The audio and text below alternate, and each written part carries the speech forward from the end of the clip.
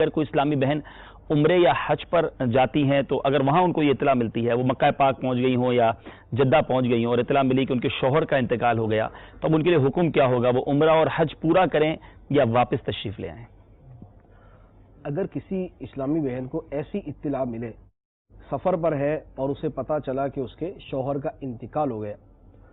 تو ایسی صورت میں اس کے لیے پہلا حکم تو یہ ہے کہ جہاں وہ پہنچی ہے وہیں پر ٹھہر جائے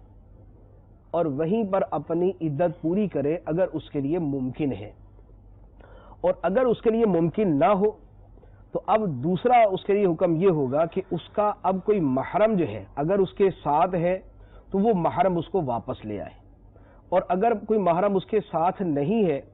تو جو اس کا وطن اصلی ہے جہاں سے وہ چلی اپنے شوہر کے ساتھ، وہاں سے کوئی محرم جائے اور اسے اپنے ساتھ لے کر آئے، اور اگر یہ بھی ممکن نہ ہو تو پھر آخری صورت اس کے لیے یہ ہے کہ وہ عورتوں کے کسی گروپ کے اندر شامل ہو جائے اور انہی کے ساتھ جو ہے وہ واپسی کا سفر کر لے۔ تو ان کاموں میں سے بالترتیب جو ہے نا یہ کام کیے جائیں گے کہ اولاً وہیں ٹھہر کر عدت پوری کرے، نہ ہو سکے تو اس کا محرم اس کے ساتھ ہے اگر کوئی تو اس کے ساتھ واپس آ جائے،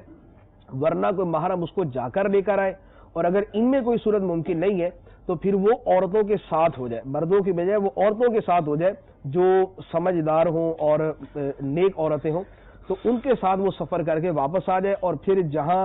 اپنے شوہر کے ساتھ وہ رہتی تھی اسی جگہ پر آ کر عدت گزارے گی۔ چاروں صورتوں میں آپ نے کہیں یہ ذکر نہیں کیا کہ وہ عمرہ اور حج کرنے کی اجازت ہے کہ نہیں، یعنی ان چاروں صورتوں میں یہ نہیں ہے کہ عمرہ اور حج کرے، اس کو آنا ہی پڑے گا؟ اس میں نہیں، اس میں یہ ہے جیسے